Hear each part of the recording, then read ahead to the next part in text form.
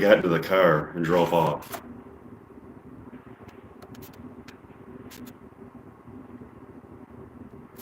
And this is the conversation they had in the car. Would you like to get some coffee and donuts? Sure. I know a place in Boulder, Colorado called Penelope's Donuts. Let's go. They arrived at Penelope's Donuts, a quaint and charming donut shop with a gorgeous view of the snow-capped mountains of Colorado. Inside there is a donut bar and a selection of coffees from around the world. And indeed, among the galaxies, they found a seat at the bar where Penelope took their order. Good morning, people. You must be new here. How can I help you?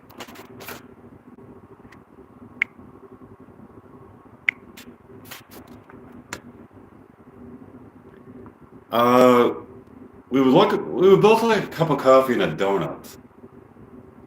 What kind of coffee? What would you recommend? We have coffees from around the world, but I would especially recommend Lunar Lucy's hazelnut roast, harvested from beans grown in the rainforests of planet Quotidian. Planet Quotidian? Where is that? Planet Quotidian is a planet in the Milky Way galaxy.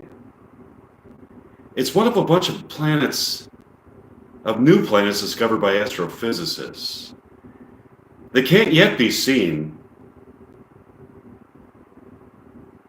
but they are known to exist there because they can see the gravitational lensing that they cause for the star that they orbit. Oh, that's exciting.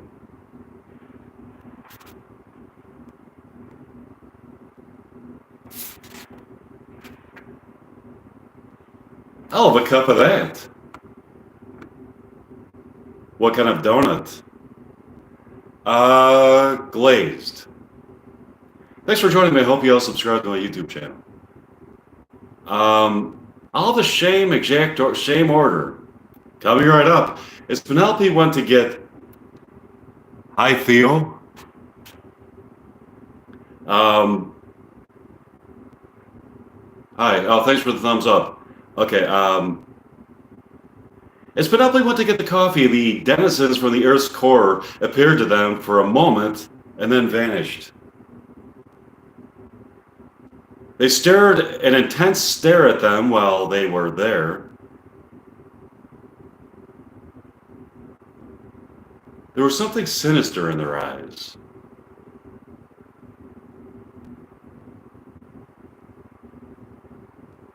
That was something. Yeah. Penelope brought out their coffee and donuts. They finished it and had a wonderful afternoon. They slept out under the cosmos in sleeping bags that evening. They got up early at around... Thanks for the thumbs up. I hope you all joined. I hope you all subscribe to my YouTube channel. This is a science fiction type show that I wrote called Another Reality. 7 a.m. on that beautiful morning. Good morning, my love. Good morning. We're only a few miles from Petaluma.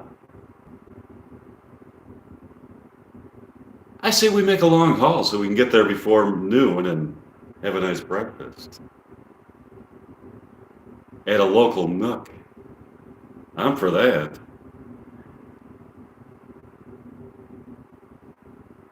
Are you concerned about the denizens of the underground?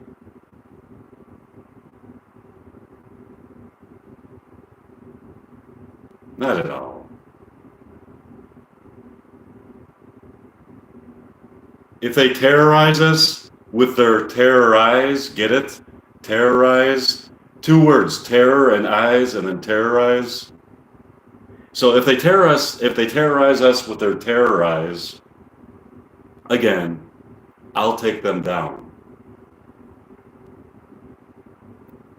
Believe me.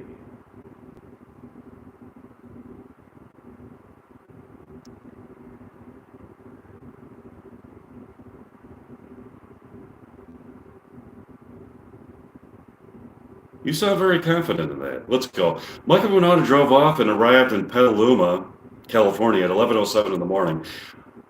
Mike almost felt Mike felt an almost overwhelmed. Okay. Mike felt almost overwhelmed by the beauty and charm of the place. As they drove around town, he admired what he saw there. There was a very uplifting vibe coming from this town with its small town hospitality and friendly people. Situated in a place near the most beautiful city in the country.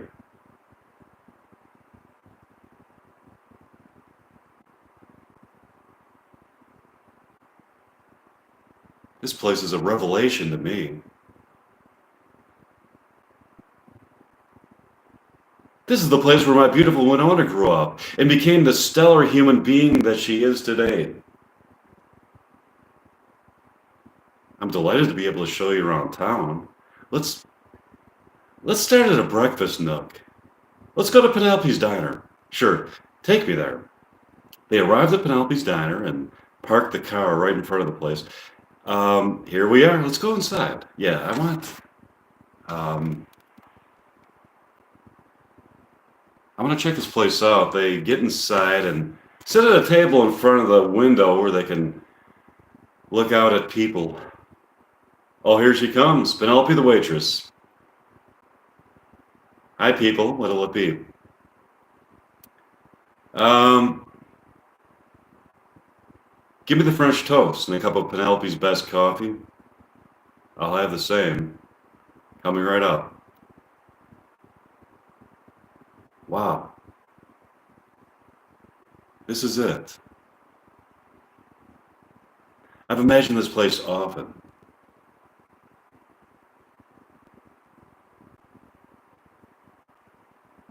To be in this town with you, where you grew up, is not only surreal. It is the culmination of some of my most profound hopes and desires. My soul is quite happy. I'm happy to hear that. Let's walk around town later, sure. Mike and Winona ate breakfast and walked around town. They had a wonderful afternoon. The evening arrived and they decided to drive into the city. They parked on a street called Oceanside Avenue and got out of the car. It was a beautiful evening with the sun setting over the Golden Gate Bridge and the Pacific Ocean enlivened by a gentle breeze. By the time they walked to the Golden Gate Bridge, it was dark and the moon had risen, large in appearance due to its proximity to the horizon. So it's large to the human eye because the human eye, there's an illusion that when the human eye sees the moon close to the horizon, there's an optical illusion that performs to make it appear larger. Anyway, we've got a beautiful full moon tonight. I've never seen it so big. To be with you standing beneath the Golden Gate Bridge on such a beautiful night with the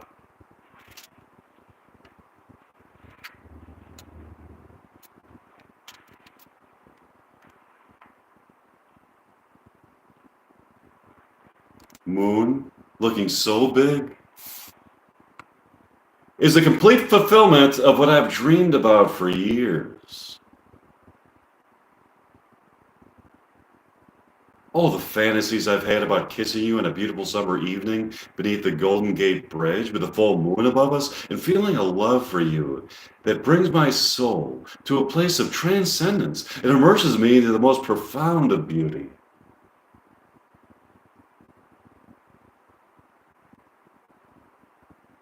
Kiss me. This is the moment I've been waiting for. They kissed. They slept in sleeping bags beneath the Golden Gate Bridge that night. They got up the next day to drive into the city. They walked around and had a wonderful afternoon. That evening, they went to a bookstore on Union Street called Bay City Book Place. It's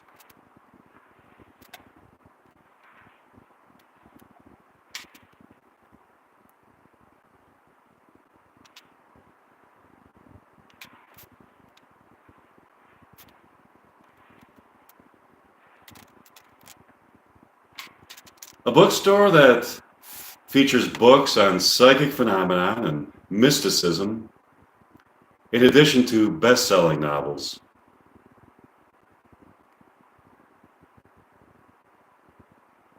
When they walk in through the front door of the store, a very pleasant-sounding bell rings. They are greeted by a tall, curvaceous woman with dark hair and generous amounts of black eyeshadow framing her penetrating green eyes.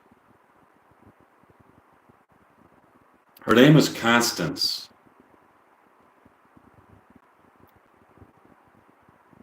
Good evening. To which psychic vibrations are you attuned to this evening? I'm here to peruse books on mysticism. I'm here to look through books about psychic dreaming, telepathic dreaming. Psychic dreaming? What piques your interest in that? Years ago, I had a psychic dream. I was scheduled to take a flight from San Francisco to New York. I had my ticket and was ready to go. When I went to bed the night before, I had a dream that the plane that I was going to be on crashed into the side of a mountain. Based on the dream, I decided not to go. I was glad I made that decision. The plane indeed crashed into the side of a mountain. That's the purpose of a psychic dream. It's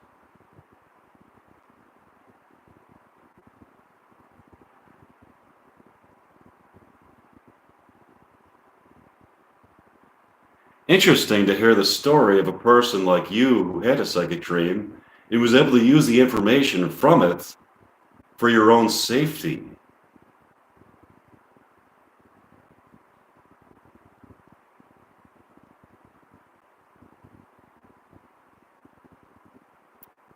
Why do you want to peruse books on mysticism? I've always been fascinated with transcendent mental states. Mundane reality is strictly a foundation from which humanity was meant to advance from into higher levels of consciousness and meaning, wherein the true essence of love and beauty is revealed. I have this book about astral projection written by Michael Horowitz. Michael Horowitz? That's Winona's dad. Let me see that. Cool. Astral Projection by Michael Horowitz. I'll take it. Winona is looking through a book on telekinesis by Deborah Henderson. The book speaks of a cult of denizens from the underground with telekinetic powers. It sounds remarkably like the denizens that they saw. All of a sudden, they look out the window and see the denizens of the street. They seem to be moving cars and people telekinetically along the sidewalks and streets. They then scurry away. Did you see that? Yeah. So did I. I'll buy it. Let's take a walk and enjoy the evening. Sure. Bye. Bye, Constance. Bye. Have a nice day. Thanks. Thanks. They took a walk around San Francisco and had a terrific evening. The next morning arrived and they got up early to take a walk along the ocean. It was a warm and breezy late June morning.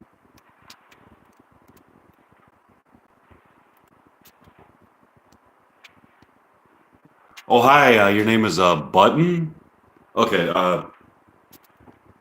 Thanks for joining me. Hope you subscribe to our YouTube channel. This is my science fiction type show called Another Reality, whose shimmering beauty enveloped their souls. It was a moment to be cherished. Wow. Those denizens that we saw seem to be some kind of mythological creatures. Yeah, let's take a look at the book about them. Winona pulls the book, Underground Denizens, from out of her purse, and they read through it. It says here that they each have a counterpart who lives on the astral plane. Yeah, it also says that most of them are good, but some are evil. Wow. They lived on an Earth-like planet 10 billion years ago. The planet was bombarded by asteroids. The denizens with the denizens were among the few sentient entities on that planet that had such an acute mystical connection to the cosmos that they knew of the imminent asteroid strike before it happened. They built spaceships that took them to planet Earth to find a safe haven as their planet was demolished. Now here they are. Let's not worry about it for now. Let's just walk around and enjoy the morning. Yeah, let's enjoy the morning. They walked along the ocean, feeling the immortal love they had for each other, which brought meaning and beauty to an otherwise human existence in a vast universe.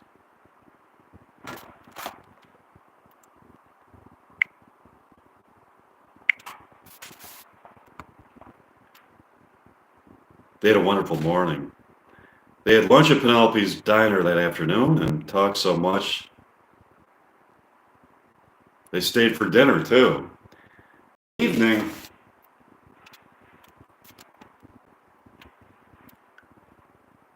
they decided to walk along the ocean again to have a deep conversation. It was a full moon, and there was a warm breeze blowing on them. It was somewhat intense, but invigorating. The sky was full of stars. Look at the Big Dipper tonight. I see it. You could see it, but can you feel it?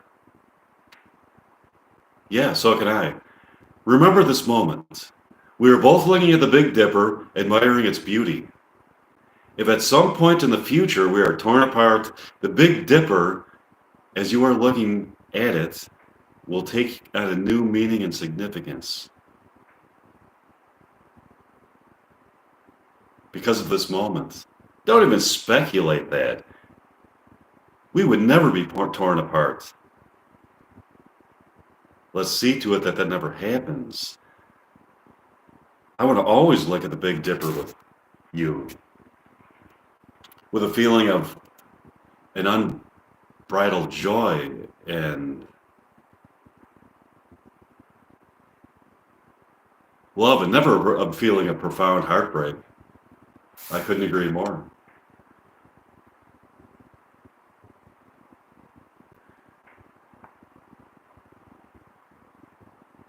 What do you think the fate of mankind is? Let's face it, we're screwed. There's too many problems in the world. This planet is not going to survive too far into the future. No, we're not going to survive too far into the future. As a matter of fact, there's an asteroid currently on a collision course with the Earth. It'll be here in 7 years. How do you know this? As a hobby, I have been practicing astronomy for my home. I've devised a telescope more powerful than the Webb telescope at NASA. I've spotted an asteroid in the asteroid belt that is on its way here. Also, I've performed all the necessary calculations, factoring in gravitational forces among planes and other stellar objects, planets and other stellar objects, and have concluded with almost complete certainty that the asteroid is going to strike the Earth in 7 years. That's devastating. Thanks for joining me, people. This is my show, Another Reality. I hope you subscribe to my YouTube channel. Thanks for the thumbs up. Okay.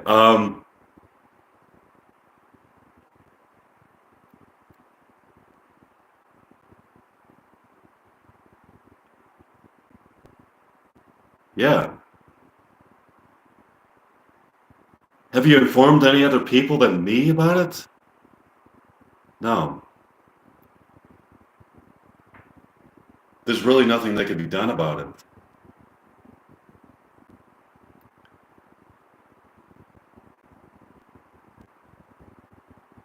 That is nothing anybody else can do about it. There's something we can do about it.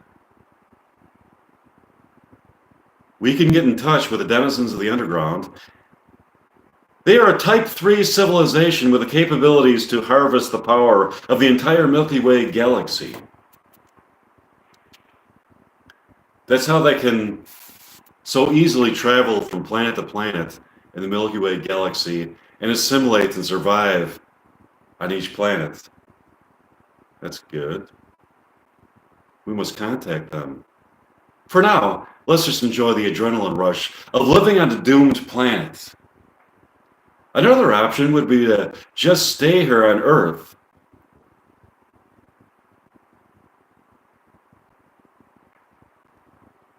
I would like to make love to you at the moment the asteroid hits the Earth. At the very moment that the asteroid collides with the Earth, I would like to be making love with you.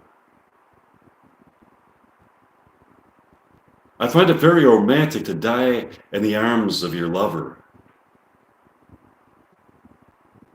Yeah, as romantic as that is, I want to live it on to the future and make love on other planets. Okay. Then we must contact the underground denizens. We can do that soon. For now, let's just enjoy the evening. Yeah, let's just enjoy the evening. Mike and went on a walk along the ocean that evening. They had a wonderful evening. They got up the next morning to take a walk along the ocean. It was beautiful and breezy that morning under a blue sky. It's fortunate for us that we can migrate to another planet, but what about everybody else?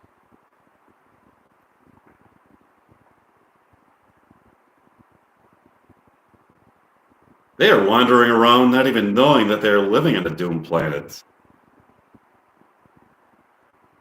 Yeah, that's quite a dire situation.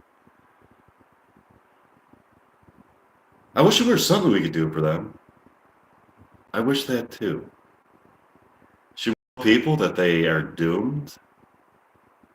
I've been thinking about that for a while.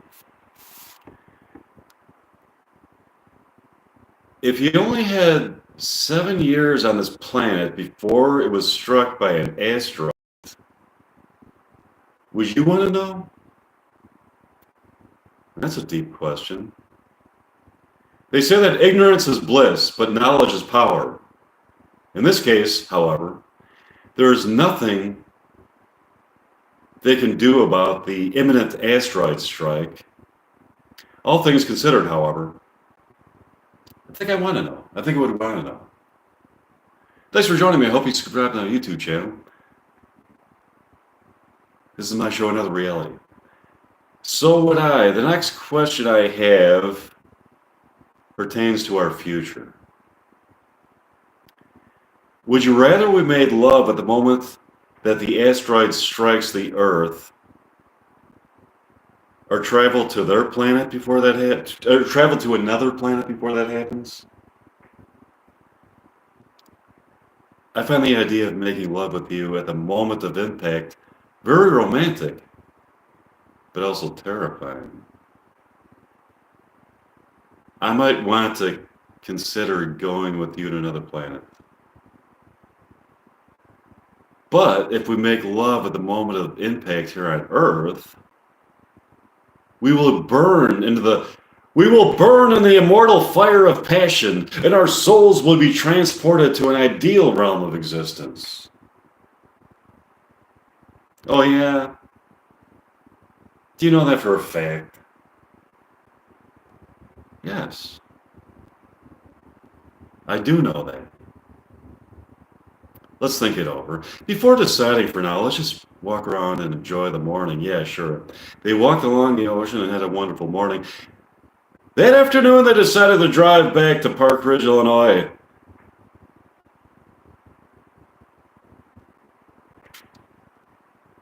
Oh, hi, Prince. Your name is Prince Narayan?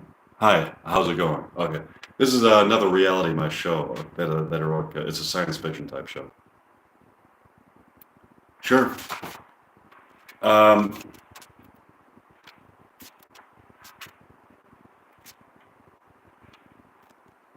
okay, let's go. They got into the car and started driving east. The sights surrounding them in the arid desert were both serene and foreboding.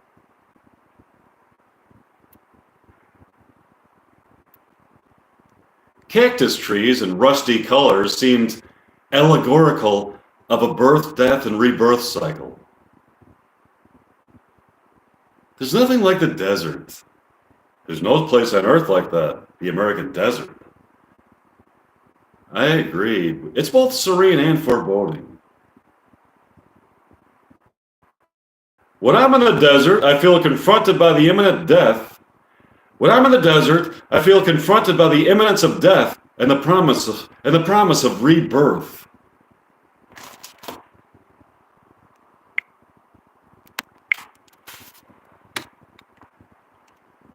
Me? Your flowing dark hair is gorgeous today. Thanks. It's so sad. What is? The fact that the Earth will be struck by an asteroid in 7 years? I agree. Is there anything that can be done about it? There is something that I didn't mention. There is? Yes, let me start, however, by letting you know that there is that if nothing is done, there's about a 70% chance the Earth will be struck by an asteroid in 7 years. We just wait it out and hope that it doesn't happen. But it probably will.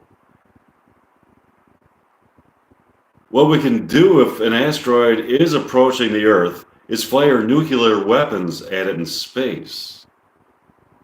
That's good to know. First, I would have to tell NASA about it. Don't they already know? No. Only I know. I've been making observations of it with a telescope that is more powerful than any of NASA's telescopes.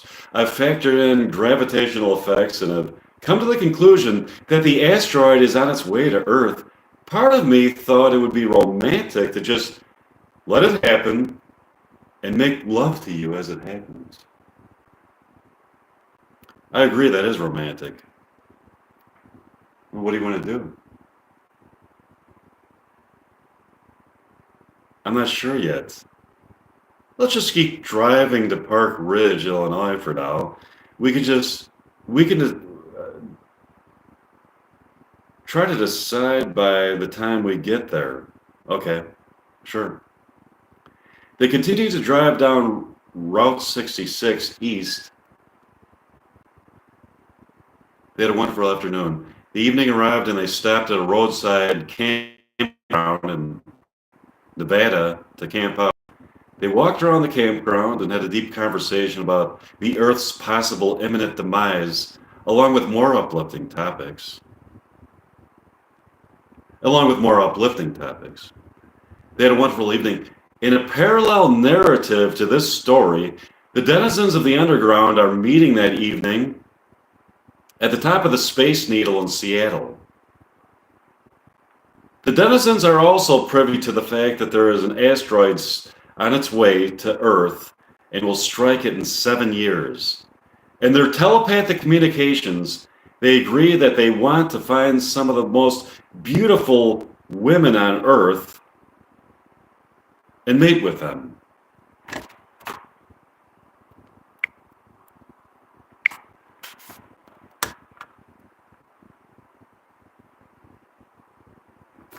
Phil,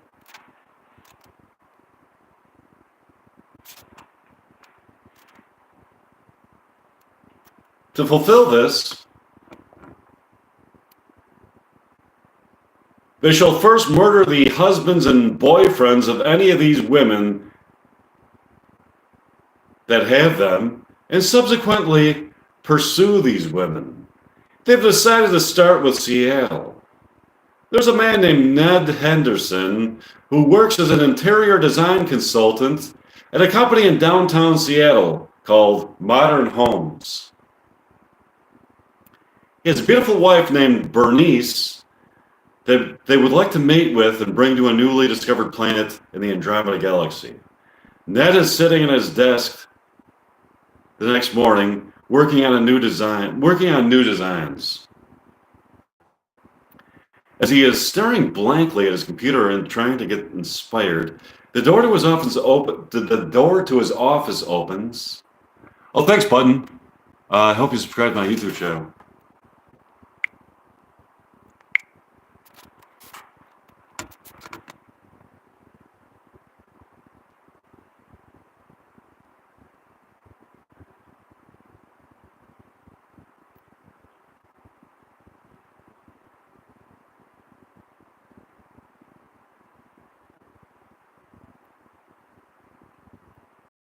The door to his office opens of its own volition. A large, levitating knife is moving towards him. The door to his office slams shut, and the blade of the knife is thrust back and forth a few centimeters from his face. It is the denizens. They have telekinetically sent this knife to do their bidding. They have imbued this knife with alien sentience and the powers of propagation. As this knife is thrusting back and forth in front of his face, Ned imagines his whole life passing before his eyes. In one moment, he can envision every moment of his life, the good and the bad, juxtaposed in one moment. Suddenly, the knife starts stabbing into